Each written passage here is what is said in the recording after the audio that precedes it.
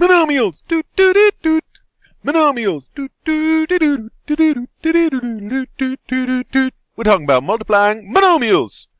All right, a monomial is a number, a variable, or the product of a number and one or more variables. Okay, got that? So the prefix mono means one. A monomial is one term. We looked at that with the gram unit cubes today. When you connect them, they become one term. That's through multiplication. A monomial cannot have addition.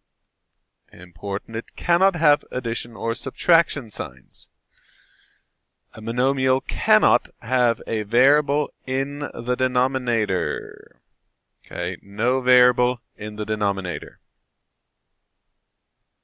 All right, so let's check these out. Monomials. Is this a monomial? Yes, it is. It just has a number. Is this a monomial? Yes, it is.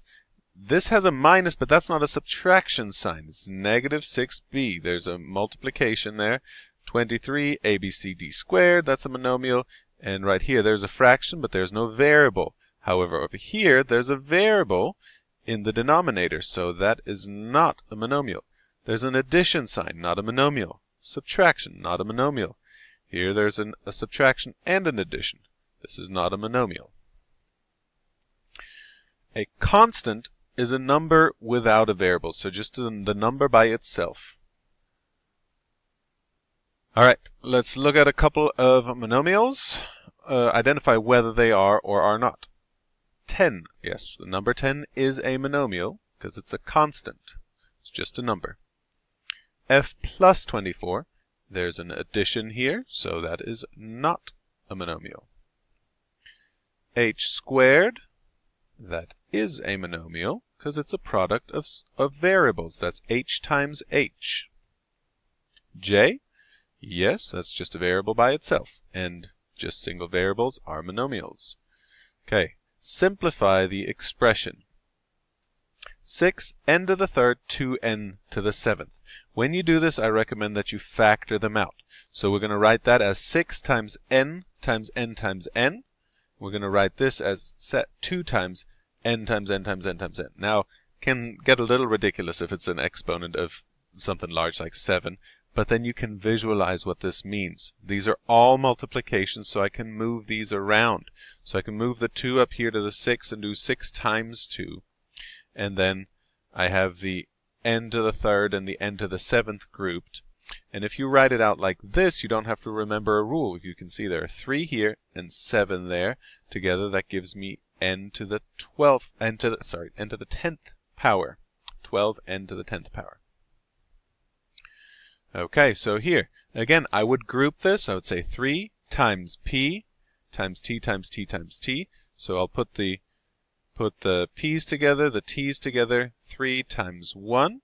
Put the constants together, I'll put the numbers together. P times p to the third gives me p to the fourth, and then there are 3 factors of t here. Again, if that doesn't make sense to you, write it out. T times t times t times t times t times t times t times t. Okay, then we get 3 p to the fourth and t to the seventh, because there are 3 factors here and 4 factors there. Okay, simplify this expression. I could write this out and say this is 2 times 3 times itself, and then times itself again 4 times. Or, when it's a number and I can evaluate it, it's a little bit easier. I just evaluate it from the inside out. So I'm going to do what's in here first. 2 to the third power, that's 8. 2 times 2 times 2. Then I do 8 squared, that's 64. And then 64 to the 4th power. Alright, we want to express the area of the circle as a monomial. So this is the radius right here of the circle, 2xy squared.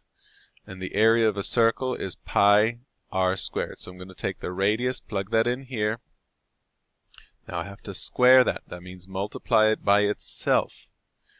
Okay, so now we could write this out even further. 2 times x times y times 2 times x times y times y. Remember this, very important. the exponent here only applies to what's directly in front of it. So that's 2 times x times y times y. There's still some confusion about that. This exponent only applies to what's directly in front of it. So times 2 times x times y times y. Now I can group the 2's together. I can group the x's together and the y's. 2 factors of x. 2 times 2 is 4. X squared, y to the 4th. And then don't forget about the pi. Alright, simplify this expression. Okay, this exponent, since it's outside the parentheses, applies to everything inside the parentheses. So it applies to the 3, which gives me 9. Then it applies to the x, which gives me x squared. And then it applies to the y to the 4th power. And y to the 4th power squared is y to the 4th power times y to the 4th power. And that's 4 factors of y and another 4 factors of y gives me 8 factors of y there. Okay, over here. First I'm going to apply this exponent to everything inside here. Times negative 2 gives me positive 4. Times y gives me y squared. And then I have to apply the 3 to everything inside here again. And that's 4 to the 3rd, and then y squared to the 3rd power is y squared times y squared times y squared. And that's 2 factors here, 2 factors there, and 2 here. So we're not adding these exponents, we're multiplying them because that's a total of 6 factors of y there. And then can I combine anything? This is a multiplication again between these two. So I can multiply 64 times 9 and then combine these factors of y, 8 and 6 here. So 8 and 6 gives me 14. Okay, so you'll have to work through this step by step.